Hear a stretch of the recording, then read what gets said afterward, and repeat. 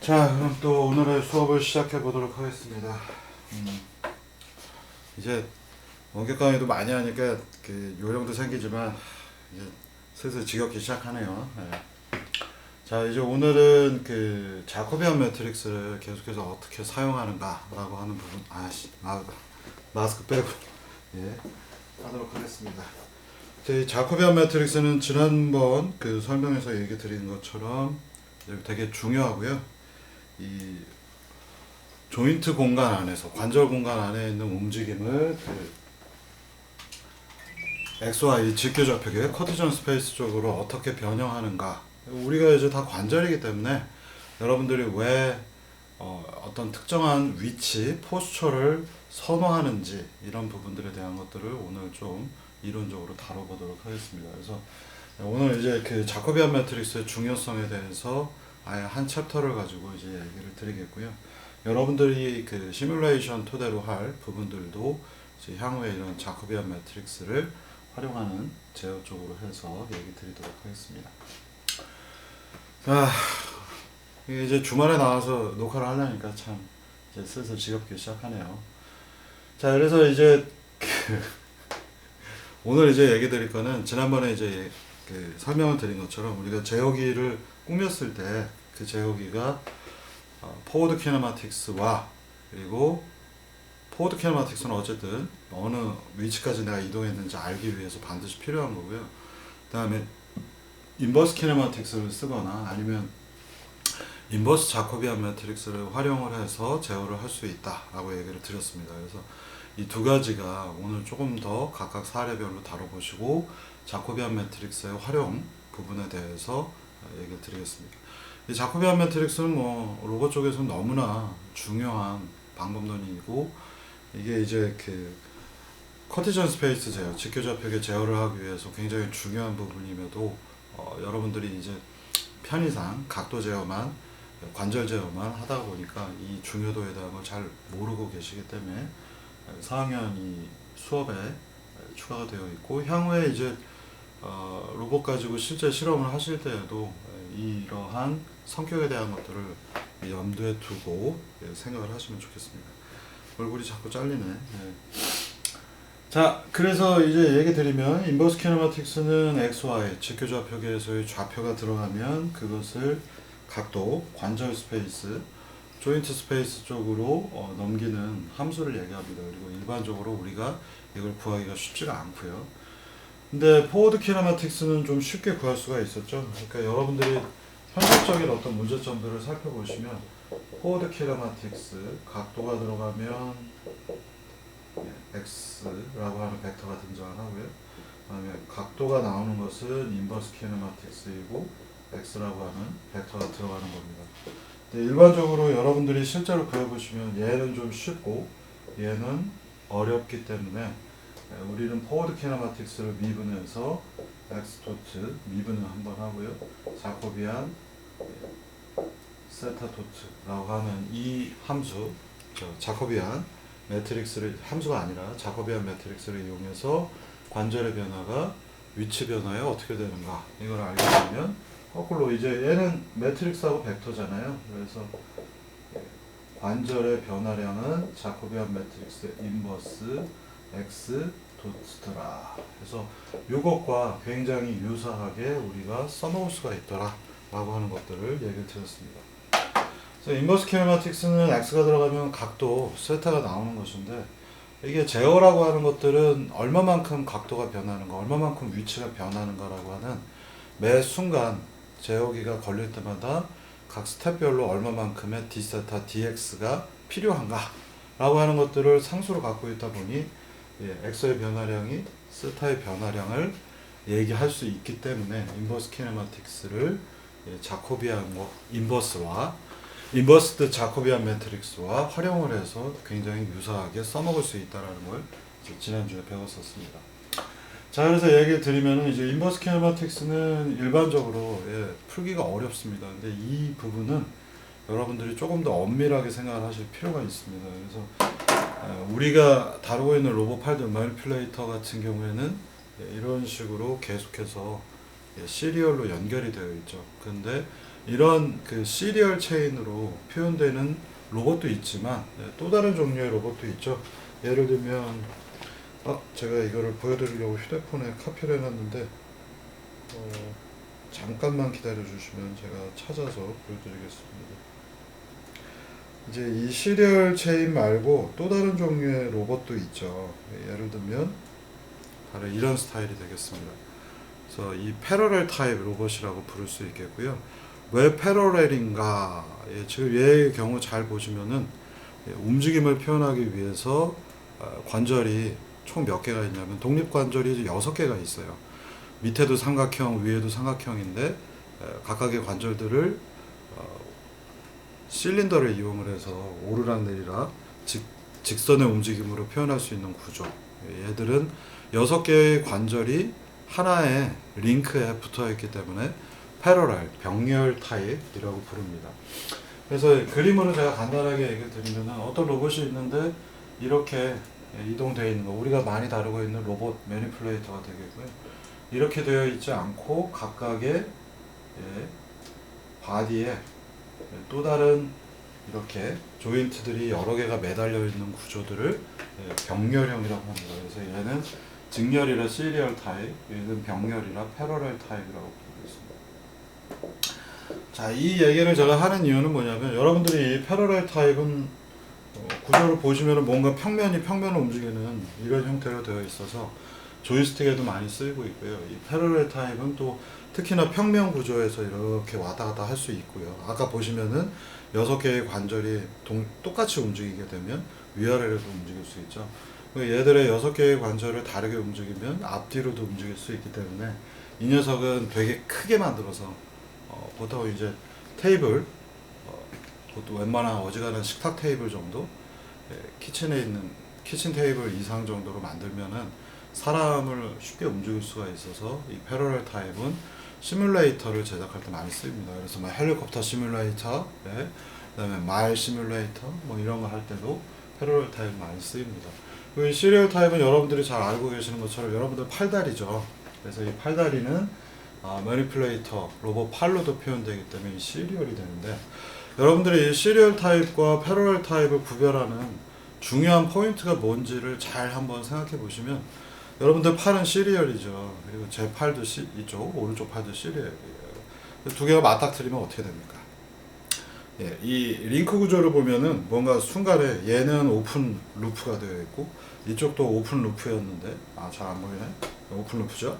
근데 얘네 두 개가 이렇게 만나서 붙잡는 순간 바디 하나에서 두 개가 만나서 한 군데에서 만나죠. 예.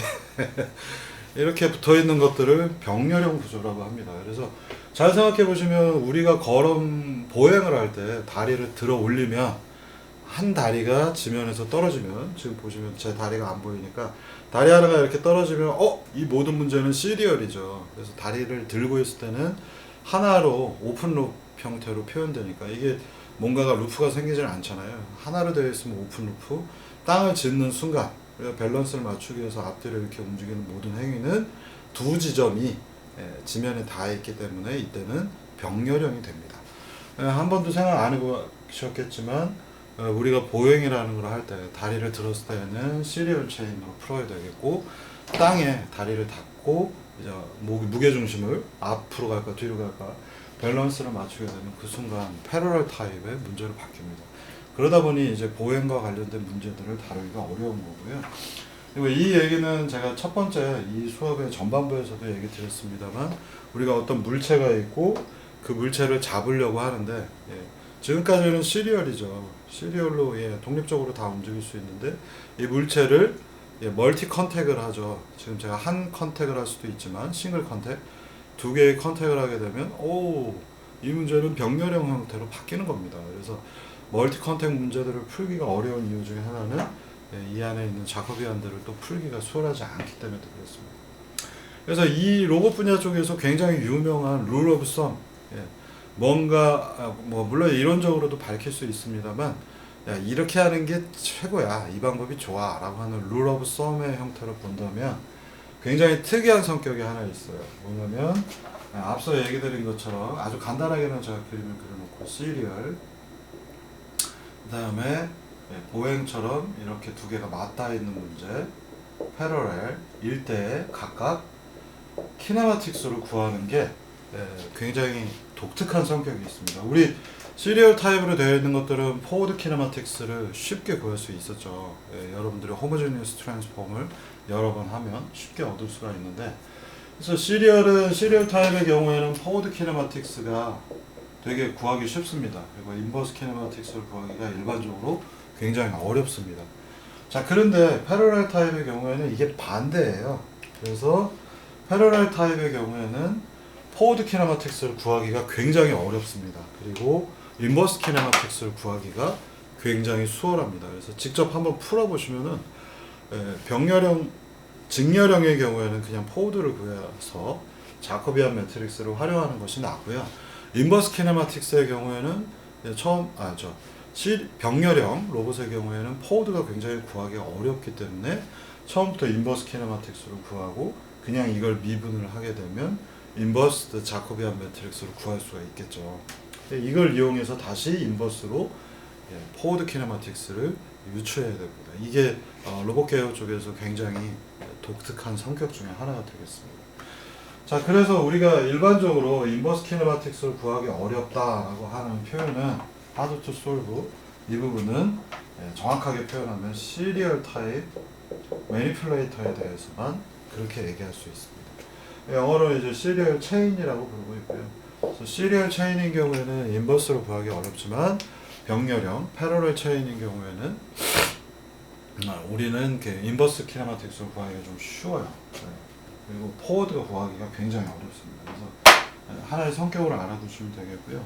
실제로 풀어보시면 그렇습니다. 그래서 두 개가 이렇게 맞닥뜨려 있는 멀티 컨택 문제들은 전부 다 여러분들이 인버스는 잘 구해지는데 포워드를 구하기가 굉장히 어렵습니다. 그래서 사실 뭐 여러분들은 되게 쉽게 생각을 하지만 뭐 보행 로봇 이런 것들을 하겠다고 하면 사족 보행 로봇이라면 사족 최소한 3점이 지지를 하고 있고 하나는 공중에 떠 있어야 되는데, 또는 이제 뭐 다이나믹하게 뛰는 경우에는 이제 네 다리가 다 떠 있는 경우도 있죠. 네 다리가 떠 있으면은 시리얼 체인 오픈 루프 형태가 되겠고, 그다음에 얘들이 땅에 떨어지게 되면 그 순간은 패러렐을 풀어야 되죠. 그래서 패러렐에서 포워드 구하기가 어렵기 때문에, 포워드 키네마틱스 구하기가 어렵기 때문에 이걸 풀기 위해서는 수치해로 대부분 풉니다. 그러니까 자코비안을 이용을 해서 푸는 것들이 일반적이에요. 그래서 사족 보행 로봇을 만들 때 제일 힘든 점 중에 하나는 어떻게 내가 포워드 키네마틱스를 수치적으로 빠르게 구할까, 이런 부분이고요. 예전에 이제 2000년대 초에 이제 키스트 같은 데서 사족 보행을 그때 초반에 많이 시작을 했죠. 그래서 그때 한참 이슈가 됐던 게, 만드는 것 자체는 뭐 사실 여러분들은 만드는 게 오래 걸린다고 생각을 하십니다만 만드는 건 금방 만듭니다. 그래서 설계만 해서 돈이 있고 그 다음에 부품이 있으면은 만드는 거는 굉장히 수월하게 두세 달 안에 만들고요. 요새 같은 경우에는 로봇들을 만들 때 걸리는 시간들은 극단적으로 빠르죠. 그래서 기술적인 노하우가 있는 경우에 만들어 보면 로봇 만드는데 일주일에서 한 달? 굉장히 복잡한 로봇이라 하더라도 그 정도만 만듭니다. 그래서 잘 알고 계시는 것처럼 이제 치타 로봇 있죠. 박희준 박사, 박혜원인가? 갑자기 가물가물하네요. 그래서 박혜원 박사가 할 때 로봇 만드는데 실제 걸리는 시간은 1시간, 하루, 한 달 미만이었고, 그 다음에는 이제 실제로 시뮬레이션 하고 수치 헤드를 구하는데 뭐 1년 반 이 정도가 걸립니다. 특히나 거기는 제로 다이나믹스를 활용을 했기 때문에 제로 다이나믹스 오픈 피드 포워드 형태의 솔루션들을 구하고 거기에 대한 수치 헤드를 안정적으로 스테빌리티를 만족해야 됐기 때문에 굉장히 시뮬레이션 시간이 오래 걸렸죠. 그래서 여러분들은 로봇이라고 하는 것들을 빨리 만들어 보고 싶은 생각을 갖고 있지만 실제로 최근에 로봇들 경우에는 거의 대부분이 어떻게 하면 소프트웨어적으로 빨리 처리할까, 그리고 소프트웨어적으로 안정되게 헤드들이 나오는가에 더 시간이 많이 걸리고, 만드는 시간은 뭐 금방 만듭니다. 그래서 뭐 특히나 이제 매니플레이터 이런 것들은 뭐 그냥 이런 매니플레이터 이거 뭐 어려울 게 하나도 없잖아요. 만드는데 뭐 설계하면 뭐 하루 이틀이면 설계하고, 그 다음에 실제 가공, 매니팩처링 맡기게 되면 뭐 2주, 3주 걸리기도 합니다만 그러고 나서 조립하고 보드 붙이고 뭐 제어하고 하다 보면 제어하는 거 뭐가 어렵겠습니까? 이게 이제 전문가 그룹 쪽의 얘기입니다. 그래서 제어 같은 것들을 하는 건 뭐 어렵지 않고 그다음에 이제 보정도 해야 되죠. 뭐 트위스트 앵글 같은 것들이 비틀리기 때문에 실제 우리가 아주 꼼꼼하게 설계를 해서 그리고 가공도 엄밀하게 한다 하더라도 실제 로봇들은 전부 다 축이 살짝 비틀어져 있죠. 그래서 얘들 보정하고 보정도 뭐 하루 이틀이면 하고 그래서 로봇을 만드는 것 자체는 요새는 별로 이슈도 아니고 그다음에 돈만 있으면 적당히 만들면 됩니다.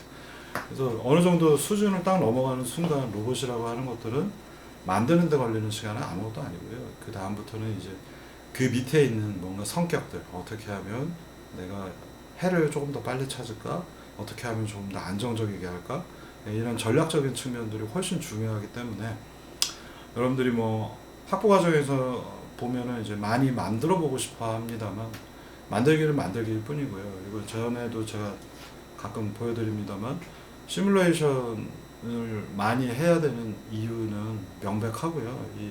여러분들이 사족보행 로봇이 있는데 그걸 만들어 보시면 한 발짝도 뛰지 못하거든요.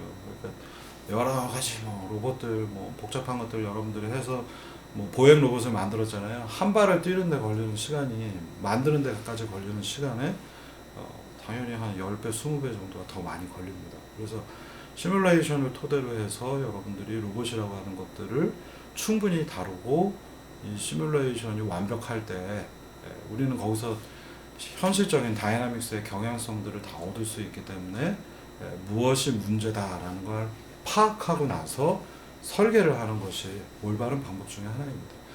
그래서 물론 이제 그 저학년일수록 만들기에 대한 욕구가 많아서 만들어 보고 싶겠지만 만들면 뭐 합니까? 다리를 못 띄는데. 그래서 여러분들이 그 만들기와 이론적인 파트 그 두 가지를 굉장히 잘 배치를 하셔야 되고 만들기는 만드는 대로 또 노하우가 필요하니 이런 것들을 습득하다 보면 로봇 쪽에 기본적으로 한 10년 정도는 경험을 가지고 있어야 그때쯤 이제 뭔가 만들려고 하면 뜻대로 되기 시작을 하죠. 그래서 되게 여러분들은 만드는 거를 좋아합니다만 이론이라고 하는 부분이 뒷받침이 되지 않는 설계는 아무 의미가 없습니다. 그래서 이론을 먼저 만들고 그 다음에 거기에 맞춰서 설계 파라미터들 길이, 토크, 제어 방식 이 모든 것들이 결정이 난 다음에 설계를 하는 겁니다. 그래서 그리고 뭐 학부생 보고 뭐 만들게 해라 해서 돈 줘 봐야 맨날 만드는 건 이제 요만한 조그만 것들이죠. 근데 어느 정도 크기가 올라가기 시작을 하면 크기가 커지기 때문에 질량이 일단 커지죠. 그 다음에 크기가 커지니까 이너시아가 증가하죠.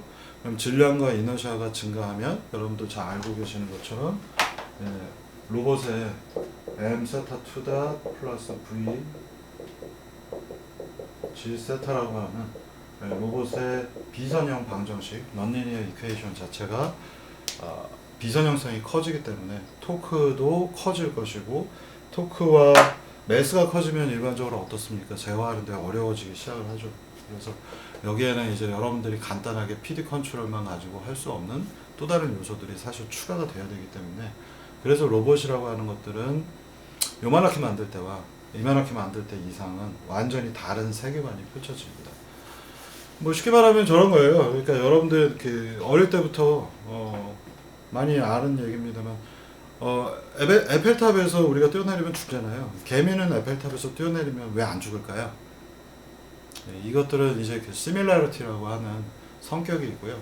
그러니까 떨어지는 요소와 그 다음에 댐핑이 얼마만큼 동작을 하는가에 대한 비율 상호관계를 보시면은 사람의 경우에는 그 팩터가 되게 낮아서 떨어지는 속도 대비 댐핑이 되게 낮기 때문에 충격량을 그대로 몸이 흡수해서 죽을 수밖에 없고 개미의 경우에는 사이즈가 작고 매스도 작아지기 때문에 생각보다 그 비율, 그 댐핑과 이너셔, 그 관성 접촉에 의해서 떨어지는 힘, 이 두 가지 중력, 이 두 가지의 비율이 되게 크기 때문에 관성에 의한 충격량이 되게 적고 댐핑이 무지하게 크기 때문에 죽지 않게 됩니다.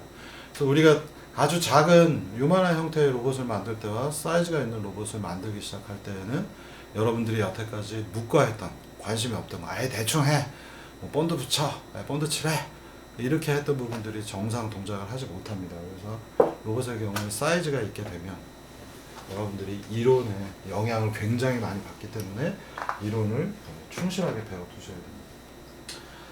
자, 그래서 인버스 키네마틱스를 갖고 제어하는 것들 지난번에 이제 좀 얘기를 드렸었고, 목표값 x 디자이어드, y 디자이어드 값이 들어오면 우리가 이걸 각도로 인버스 키네마틱스의 도움을 얻어내고 세타 디자이어드로 바꿔서 그걸 제어할 수 있다. 이게 지난주에 했던 얘기고요. 자코비안 매트릭스의 경우에는 시리얼 체인의 로봇이라면 포워드 키네마틱스를 쉽게 구하니까 자코비안도 쉽게 구할 수가 있겠고, 그래서 여기 자코비안은 쉽게 구할 수가 있다고 되어 있고요. 그 다음에 이 자코비안 매트릭스를 이용을 해서 내가 자코비안 매트릭스는 dx, dt 빼버리면 이렇게 되겠죠. 자코비안 d 세타가 되니 각 관절의 움직임이 x좌표계, 직교좌표계, 커티전 스페이스에서의 이동, 움직임, 변화량으로 표현이 되기 때문에 이걸 만족하는 d세타를 구하기 위해서 자코비안 인버스를 쓴다 라고 하는 부분을 지난주에 얘기를 드렸었습니다.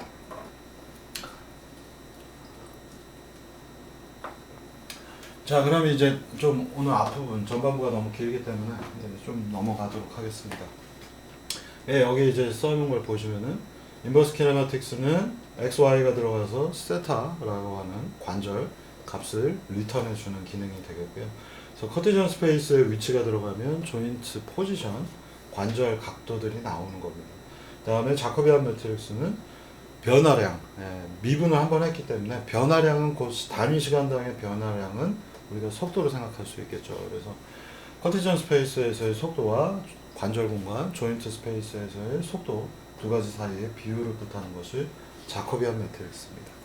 지금 보시면 이제 비율이잖아요. 여기 관절 공간 안에서의 속도 곱하기 자코비안 하면 직교좌표계에서의 속도를 나타나기 때문에 비율로 표현할 수 있는데, 이 J 값이 안타깝게도 로봇이 이렇게 됐을 때, 로봇이 이렇게 됐을 때, 로봇이 이런 식으로 되어 있을 때 이 J라고 하는 것들은 변화무쌍하게 변하기 때문에 상수 취급을 할 수는 없어요. J 자체는요. 그래서 J는 변화하는 행렬이 되겠습니다. 하지만 그 결과물은 언제나 상수로 상수들의 조합이죠. 숫자들이기 때문에 자코비안 매트릭스 안에는 사인, 코사인이 많이 들어가 있지만 현재의 각도를 우리가 인코더에서 얻었기 때문에 자코비안 매트릭스는 숫자들로 되어 있는 행렬로 표현할 수 있어요. 그래서 역행렬을 쉽게 구할 수 있다 라는 데까지 얘기 드렸었습니다. 자, 그래서 이제 지난주 했던 거 다시 리마인드해서 보시면 우리가 J 인버스를 토대로 해서 인버스 키네마틱스의 수치해를 인버스 자코비안 매트릭스로 구할 수가 있다라는 부분을 얘기 드렸었습니다. 자, 그러면 이제 다시 조금 정리를 해서 이 부분을 우리가 어떻게 컨트롤이라고 하는 것들을 최종적으로 완성을 시킬까 오늘 좀 다뤄보도록 하겠고요. 자코비안 매트릭스의 주 목표는 스트래티지 2, 3에서 이렇게 분해를 해서 저희가 얘기를 했었고, 목표로 하는 x, y, 디자이어드 값, 여기 프라임이라 표시했고요. x 프라임, y 프라임이 들어오면 내가 어떻게 얘를 움직일까? 목표 지점 x, y가 있는데 현재 위치에 로봇 8이 이렇게 위치하고 있고요. 이 녀석이 여기까지 움직여야 되는데 이렇게 가는 궤적을 우리가 x, y 공간 안에서 어떻게 만들까 해서 dx를 먼저 계산한 다음에 자코비안 인버스를 써서 d세타를 구하면 세타 디자이어드 값은 현재의 각도에다가 d세타만큼을 더해서 PD 컨트롤을 걸어주시면은 로봇 제어가 되더라 라는 게 자코비안 기반의 방법론이 되겠습니다. 그리고 스트래티지 3에서는 인버스 키네마틱스를 써서 목표로 하는 값이 있으면 여기서부터 여기까지 가는 중간중간에 이만큼의 x, y 값들을 구한 다음에 여기까지 가기 위한 인버스 키네마틱스의 도움으로 세타를 구해서 그걸 추종하는 이렇게 가는 방법을 인버스 키네마틱스 기반의 제어다 라고 설명할 수 있다고 얘기했습니다. 보통 이 블록 다이어그램은 책이나 다른 자료들에서는 요것들이 두 가지를 이렇게 믹스하거나 또는 여기에 또 다른 루프가 돌게 하는, 왜냐하면 여기 목표값이 새로 지정이 됐기 때문에 PD 컨트롤이 이 안에서 다시 돌 수 있거든요. 이런 부분이 더 있습니다만 설명을 하기 편하게 좀 간략하게 표현된 그림이다라고 생각하시면 되겠습니다. 자, 그래서 이번 주에 다뤄보고자 하는 것들은 이 자코비안 매트릭스를 이용해서 실제 제어하는 예제들을 조금 다뤄볼 겁니다. 그래서 매트램 예제와 그 다음에 루프 시스템 이용해서 동적 시스템을 제가 만들어 놨고요. 그걸 활용하는 방법들도 얘기를 좀 드리도록 하겠습니다. 자, 그래서 먼저 이제 그 매트랩을 활용하는 경우가 되겠고요. 매트랩은 제가 따로 이 폴더 안에 보시면은 강의 자료 폴더 안에 보시면 여러 가지 함수들이 있어요. 그래서 포워드 키네마틱스, 인버스 키네마틱스, 자코비안 매트릭스, 레디안 디그리, 그리고 인버스 키네마틱스를 활용하는 방법, 자코비안을 활용하는 방법 해서 쭉 모든 매트랩 코드들을 제가 넣어놨기 때문에 여러분들은 이걸 활용하셔서 그냥 동작만 시키시면 매트랩 코드들이 돌아갑니다. 그래서 이 매트랩 코드에 대한 설명을 잠깐 드리면 fk.m이라고 하는 코드가 있고요. 얘는 포워드 키네마틱스입니다. 그래서 한번 열어서 보겠습니다. 에디터로 열겠습니다. 너무 쉽죠? 이 스카라 타입, 이자유도 스카라 타입 로봇이라 Q1, Q2가 들어가면 XY가 리턴되는 구조입니다. 그리고 L1, L2 링크의 길이 얘는 각각 1, 1로 쉽게 만들어져 있어요. 자, 다음은 인버스 키네마틱스가 되겠고요. 인버스 키네마틱스는 여러분들 이미 3학년 때 배우신 얘기가 되겠고, 지금 보시는 것처럼 X, Y가 들어가면 세타1, 세타2 리턴이 되는 코드를 만들어 놨습니다. 그래서 이런 식으로 코드가 만들어져 있기 때문에 이걸 그냥 여러분들은 활용만 하시면 되겠고요. 자, 그래서 3학년 때는 저걸 열심히 만드는데 초점을 뒀지만 지금 이제 4학년 응용로봇공학에서는 여러분들이 이걸 다 알고 있기 때문에 더 이상 설명하지 않겠고, 자코비안 매트릭스 jm.m이라고 하는 파일이 있고 그 안에는 자코비안 매트릭스가 정의되어 있습니다. 이 XY가 로봇이 스카라 타입이기 때문에 간단해서 자코비안 매트릭스가 이렇게 얻어질 수가 있겠고요. 그래서 Q1, Q2가 들어가면 자코비안 매트릭스를 여러분들 꼭 구해보시는 게 3학년 때 제가 구하게 하는 이유도 자코비안 매트릭스가 어떤 변수를 갖고 있는지 확인하기 위한 거고요. 그래서 여기 지금 보시면 잘 안 보이나요?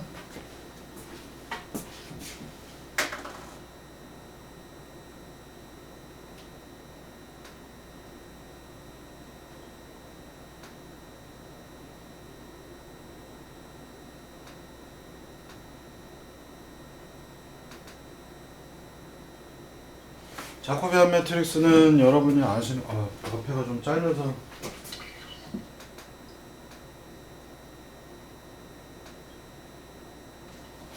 자코비안 매트릭스는 여러분들 아시는 대로 X는 L1, C1, L2, C12, Y는 L1, S1, L2, S12.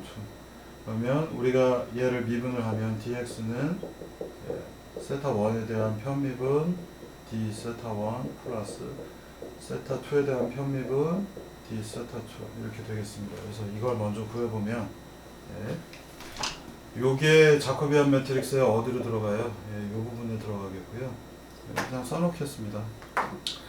라운드 세타 1 파셜 X, 그다음에 요 부분이 세타 2 X에 대한 편미분, 그다음에 여기는 세타 1 Y에 대한 편미분, 파셜 세타 2 파셜 Y. 그래서 총 자코비안 매트릭스는 2×2가 되겠습니다. 그래서 입력이 2개, 출력이 2개인 경우고요. 요걸 구해야 돼서 지금 보시면은 정리를 잘 해놨고요. X, Y는 이와 같이 표현이 되어 있고, 지금 잘 보이나요? 네, 아주 잘 보이네요. 그리고 편미분 표시를 하기가 애매하니까 dx d 세타 1, dx 오버 d 세타 1 바로 이 부분이죠. 이 부분은 이걸 제가 눈으로 보고 편미분해서 이렇게 넣어놨고요. x를 세타 2에 대한 편미분한 부분 바로 이 녀석은 dx 언더바 d 세타 2에서 이렇게 구해놨습니다. 그리고 dy, y를 여기 이 d는 미분 표시, different derivative에 해당하지만 뭐 표현할 길이 없어서 이 파샬 표시를 하기가 어렵잖아요. 그래서 d라는 표현이 들어가 있는 거고요. 그래서 y를 세타 1으로 편입을 한 거, y를 세타 2로 편입을 한 거 각각 여기 있고, 마지막 자코비안 매트릭스는 x를 세타 1으로 편입을 한 거, x를 세타 2로 편입을 한 거, y를 세타 1으로 편입을 한 거, y를 세타 2로 편입을 한 거, 딱 요 구조로 만들어 놨습니다. 그래서 여러분들이 자코비안 매트릭스가 편미분이 많이 나오기 때문에 조금 복잡해 보이더라도 이 수식 보시면서 이해하시면 되겠습니다.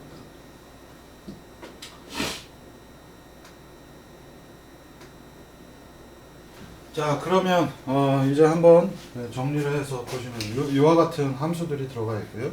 fk는 이와 같은 수식, 그다음에 ik는 따로 만들어 놔서 이렇게 되겠고요. 따로 설명 안 하겠습니다. JM이라는 함수 안에는 현재의 각도 세타 1, 세타 2를 넣으면 이 부분이죠. 요 행렬 부분, 자코비안 매트릭스가 구해져서 리턴이 되게 되겠습니다. 자, 이거를 한번 그 매트랩 위에서 한번 그래도 보고 가겠습니다. 렉처 6가 되겠고요.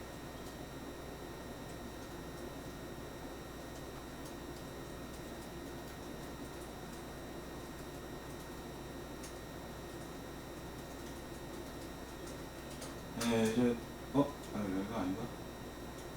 딴 데도 가네.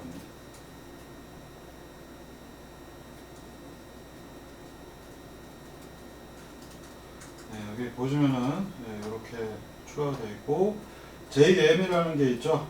JM에다 0도 0도 하고 집어넣어 보면 세타 1, 세타 2가 각각 0도일 때 자코비안 매트릭스는 0, 0, 2, 1로 나왔습니다. 여기가 30도, 30도일 때는 이와 같이 나왔고요. 여기서 각도가 또 변해서 30도, 40도일 때는 행렬 값을 보시면은 다른 각도로 표현되고 있죠. 그래서 이 자코비안 매트릭스는 각도에 대해서 각도를 인자로 받아서 변화하는 구조를 갖고 있기 때문에 자코비안 매트릭스는 전부 다 숫자가 들어가 있는 행렬, 역행렬을 구하기 편한 숫자로 되어 있습니다만 수식이 들어가 있고요. 이 수식은 전부 다 각도를 대입해서 숫자화 되더라. 그리고 일정하지가 않더라. 입력이 무엇인가에 따라서 세타 1, 세타 2에 따라서 자코비안 매트릭스가 전부 다 다르게 표현이 되겠죠. 근데 2x2인 거는 똑같지만, 그래서 이건 숫자들이 들어가 있는 행렬이다. 이렇게 생각하시면 되겠습니다.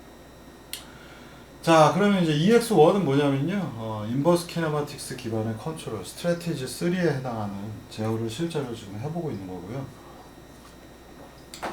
이제 테스트 iv.m을 실행을 해보시면은, 테스트 iv.m을 한번 보시겠습니다.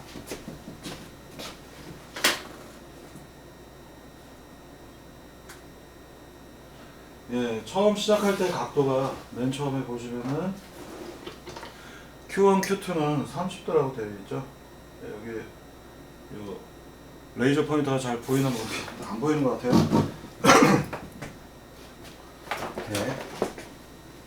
눈에 띄는 게 지금 이거밖에 없었어. 여기 Q1, Q2가 30도로 되어 있고요. 공합선입니다. 그래서 처음 현재 로봇은 이렇게 30도를 유지하고 있습니다. 포워드 키네마틱스를 돌려서 각 현재의 위치 알아냈고요. 목표로 하는 X 디자이어드, Y 디자이어드 값은 1.1, 1.2까지 가고 싶은 겁니다.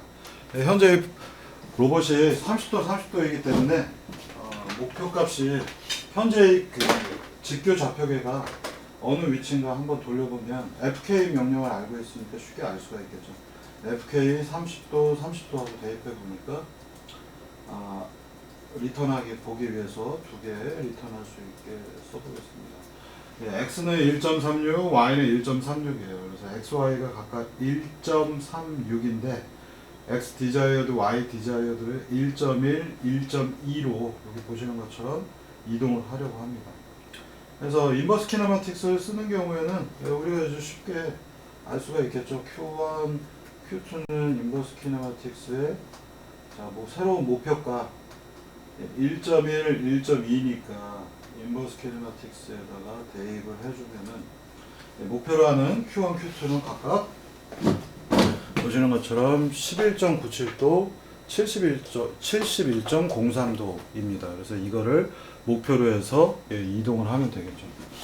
그래서 코드 아주 간단하게 만들어 놨고요. 여기 보시면은 이제 이 코드 보시면서 이해 보시면요. 목표 값이 들어오면 그냥 인버스 키네마틱스 구해서 이거 거의 스트래티지 1에 가깝습니다. 그 지난주에 얘기 드렸던 목표 값이 직교좌표계에서 들어오면 인버스 키네마틱스 구해서 각각의 각도 구한 다음에 그걸 목표로 하는 에러 1, 2 구하고 여기 보시면 KP만 지금 제가 썼네요.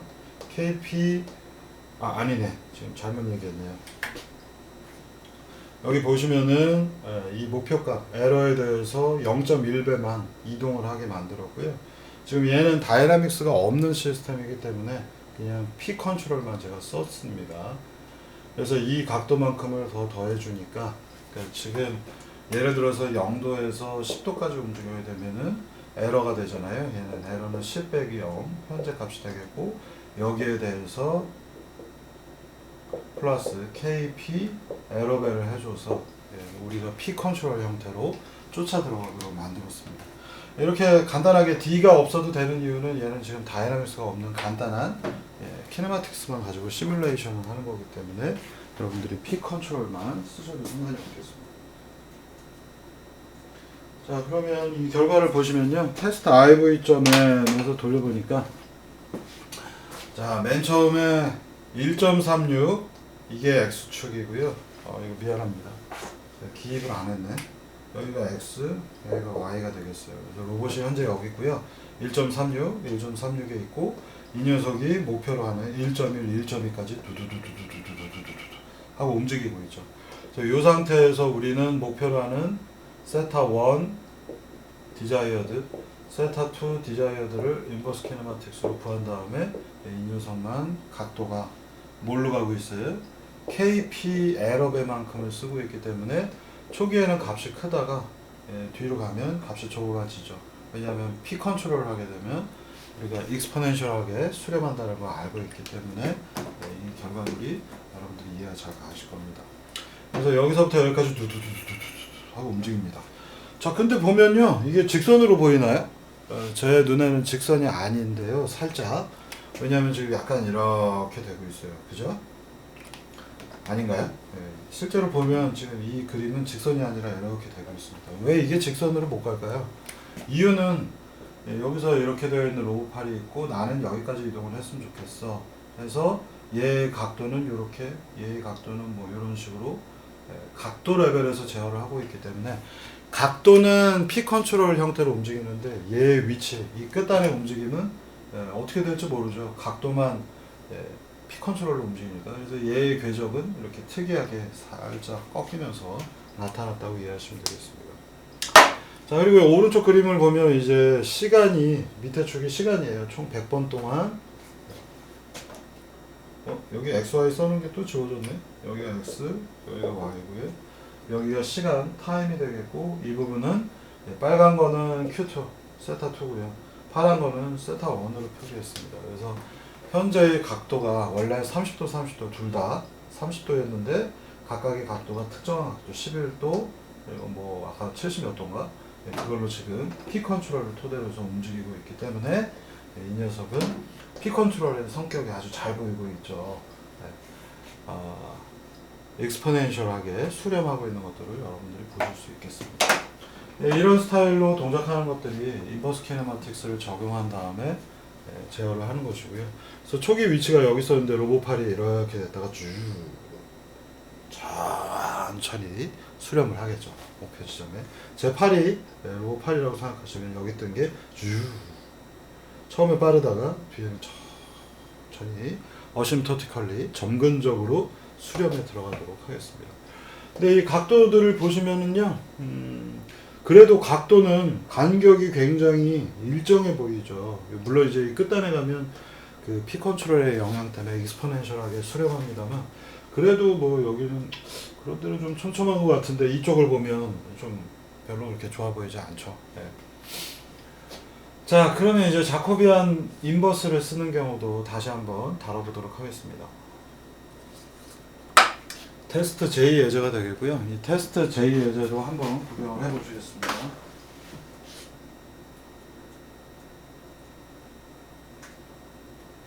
자, 이 테스트 J 예제는 조금 긴데 앞부분은 똑같기 때문에 여기서 무시하고 여기서부터 얘기하겠습니다.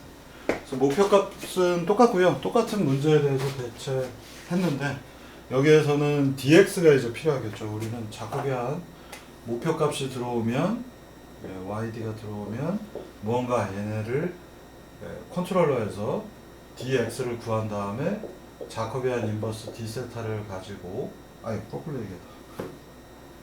dx가 있기 때문에 자코비안 인버스 dx를 해주면 우리는 d세타를 구하고 이 d세타를 토대로 해서 새로운 세타 디자이어드 값을 구하는 것이기 때문에 우리는 조금 이 부분 dx를 어떻게 만들까를 처음에 고려를 해야 되겠죠.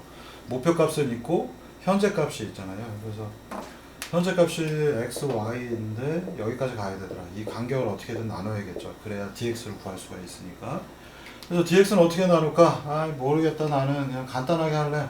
목표 값하고 현재의 x, y 값을 빼버렸어요. 그냥. 그래서 내가 한 스텝 이동한 다음에 여기서부터 여기까지의 거리를 일단 여기 보시는 dx라고 표현을 해놨고요.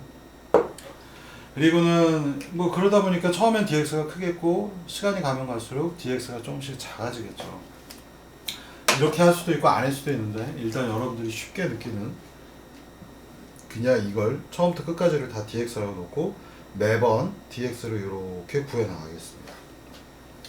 그러니까 컨트롤 할 때는 방법론들이 굉장히 많은데 이 간격을 우리가 촘촘하게 쪼개도 되겠고요. 지금은 이거를 그냥 에러의 컨셉으로 보시고 dx, dy를 목표값과 현재 값의 차이로 그냥 놨습니다. 자, 그러면 현재의 각도는 알고 있기 때문에 자코비안 앞서서 Q1, Q2 현재 알고 있잖아요. 시작할 때 30도죠, 둘 다.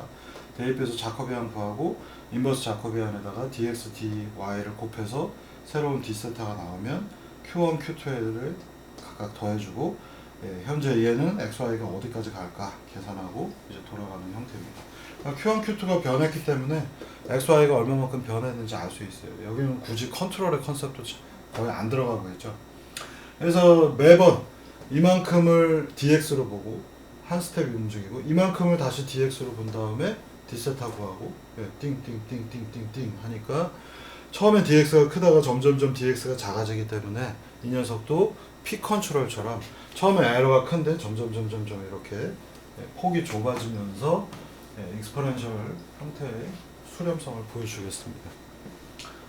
이건 지금 완벽한 컨트롤은 아니고 여러분들이 되게 조심해서 이 예제를 보셔야 되는 거는 이건 컨트롤러를 좀 붙인 게 아니에요. 그냥 수렴을 해서 어떻게 우리가 인버스 키네마틱스와 자코비안을 활용하는가 라고 하는 부분만 집중한 데모가 되겠습니다. 그래서 이 두 가지를 실행을 하면 테스트 J의 경우에 여기 있는 거에서 지금 보시면 1.36에 있다 처음에는 좀 듬성듬성 하다가 뒤에 가면 촘촘하게 붙으면서 이렇게 수렴이 들어갑니다. 그리고 이때의 값을 보시면 30도에서 둘 다 시작해서 세타1은 이쪽, 세타2는 이쪽 이렇게 표현되고 있고요. 얘들의 커브가 뭐 익스포넨셜 한 거는 둘 다 마찬가지인데 커브가 지금 좋냐 나쁘냐 간격이 넓으냐 좁으냐 이거는 지금 서로 비교의 대상은 아닙니다. 컨트롤의 전 단계에서 우리가 자코비안 인버스 자코비안과 인버스 키네마틱스 각각 두 개를 활용하면 우리 로봇팔이 여기 있다가 이쪽으로 움직여지는 이 부분만 어떻게 활용하는지만 여러분들한테 일단 보여주는 사례가 되겠습니다. 자, 그래서 얘네들의 두 가지 예제를 보시면은 이런 식으로 적용을 했을 때 인버스 키네마틱스의 경우에는 그냥 우리가 x 디자이어드하고 x 값이 너무 크냐 작냐가 별로 중요하지 않아요. 이게 무슨 얘기를 하고 싶은 거냐면 방금 전에 사용한 방법에서는 x하고 x 디자이어드가 있으면 여기서부터 여기까지 로봇이 이동을 해야 되는데 여기에 해당하는 세타 디자이어드를 그냥 인버스 키네마틱스를 토대로 구했기 때문에 컨트롤러는 여기서부터 여기까지 가는지 어떤지 모르겠고 이렇게 가는지 어떻게 가는지 모르겠고 그냥 이 값만 쫓아가는 거죠. 그래서 여기서부터 여기까지 가는데 얘가 이런 식으로 휘어서 움직이는 것들을 보실 수 있겠습니다. 자, 앞서서 보시면은 그림에서 이렇게 나타났잖아요. 이 사이 간격이 약간 휘어져 있어요. 그리고 이게 멀면 멀수록 휘거나 이 사이가 휘청휘청하는 것들을 보시기가 좀 편할 겁니다. 자, 그런데 방금 전 썼던 전략 중에 하나를 보시면은 자코비안 매트릭스를 쓰는 경우에는 dx를 구해야 되는데 그냥 제가 x 디자이어드 빼기 현재의 값 이거를 사용했기 때문에 우리는 무언가 여기서부터 여기까지 가야 되는데 계속 직선, 얘가 약간 삐딱하더라도 직선 이쪽을 가야 되고 이쪽을 가야 되고 어느 위치에 있든 간에 여기에 있다면 이쪽으로만 가려고 하고 있죠. 그러다 보니까 결과가 조금 더 직선 비스무리하게 나왔다는 거, 굉장히 직선 유사하게 나온 것들을 여러분들이 관찰하실 수가 있겠습니다. 그래서 자코비안 베이스로 쓴 방법은 에러를 써서 x 디자이어드 빼기 x를 했기 때문에 로봇팔이 여기에서 여기를 가고 싶은데 어쩌어쩌해서 처음에 약간 튀었어요. 그럼 또 이쪽으로만 가는 거죠. 그래서 이쪽으로 가려고 하고 이 과정에서 살짝 비틀어져도 이렇게 가려고 하다 보니까 무언가 직선처럼 요걸 목표로 해서 내려가는 것처럼 보일 수밖에 없겠습니다. 자, 그리고 얘들은 dx라고 하는 녀석을 제가 조금 더 촘촘하게 잡아놨기 때문에 이 녀석이 되게 직선처럼 가는 것처럼 보이실 거고요. 되게 좁죠. 여기 dx를 보시면은 되게 좁게 갔고 이 녀석의 경우에 보면 dx가 좀 넓죠. 이 dx는 우리가 조절을 할 수가 없다는 얘기죠. 여러분들 이 두 가지 예제가 의미하는 바를 되게 잘 보셔야 되는데 인버스 키네마틱스를 써서 그냥 여기서 여기까지 제어를 해라 라고 했기 때문에 여기서부터 이 간격을 내가 조절할 수 있는 방법론 자체가 없어요. 그냥 여기서부터 여기까지 해당하는 세타 디자이어드를 구해서 팔이 제어가 되기 때문에 어떨 땐 빨리 가고 어떨 땐 늦게 가고 하면서 여기까지 흘러온 거고요. 그래서 이 간격을 되게 촘촘하게 했으면 좋겠는데 라고 하는 것들, 예를 들면 내가 뭔가 그림을 이렇게 그려야 되는데 이거는 지금 여기가 빠르고 여기는 느리게 그려졌잖아요. 제 손이 슉 하고 갔기 때문에 여기는 간격이 넓어져 있는 거죠. 그래서 뭔가 우리가 그림을 그려야 되는데 되게 촘촘히 그려야 된다면 지금 이렇게 넓어져 있는 것들은 좋지 못하기 때문에 우리가 인버스 키네마틱스를 방금 전처럼 쓰게 되면 간격 조절이 안 된다라는 것들을 아실 수가 있겠고요. 이 간격 조절에 대한 부분을 설명하기 위해서 이 예제를 만든 거고요.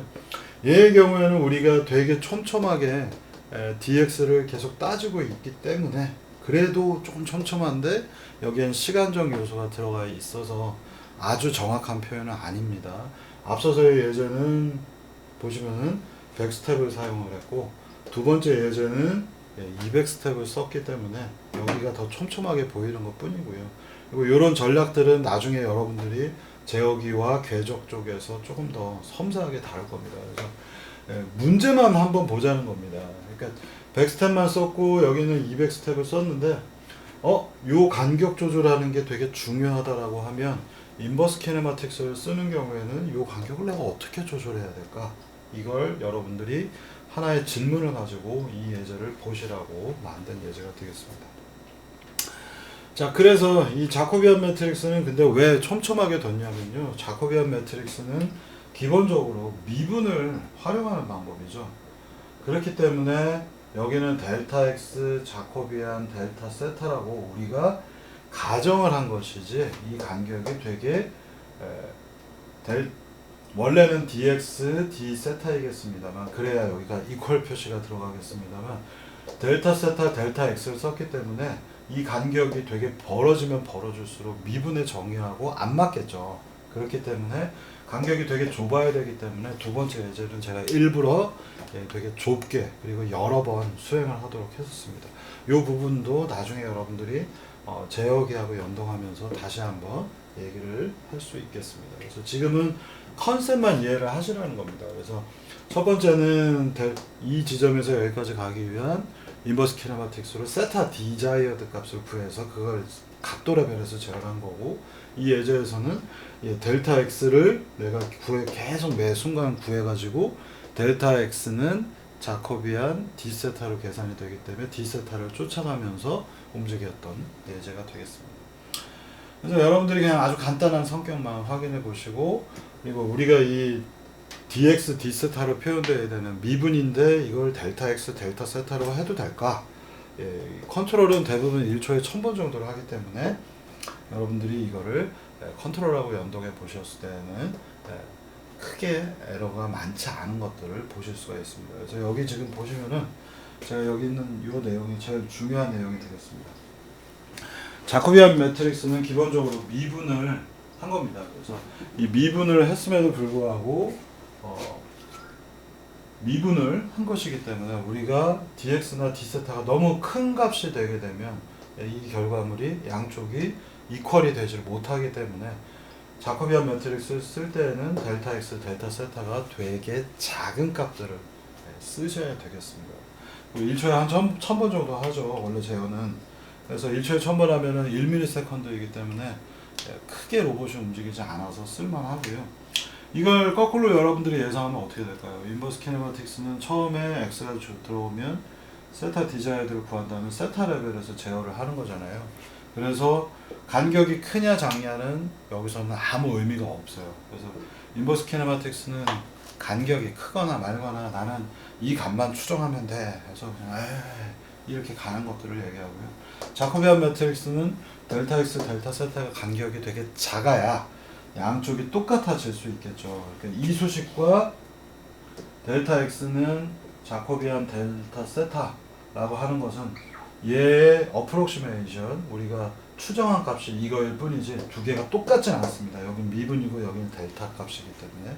그래서 델타 x, 델타 세타가 무조건 작아야지 얘를 이렇게 우리가 바꿀 수 있는 거라서 여러분들은 자코비안 매트릭스를 쓸 때는 간격이 커지면 에러가 커진다라는 것들을 알아두셔야 되겠습니다. 바로 이 부분이 되겠습니다. 잠깐 쉬었다가 다시 또 진행하도록 하겠습니다.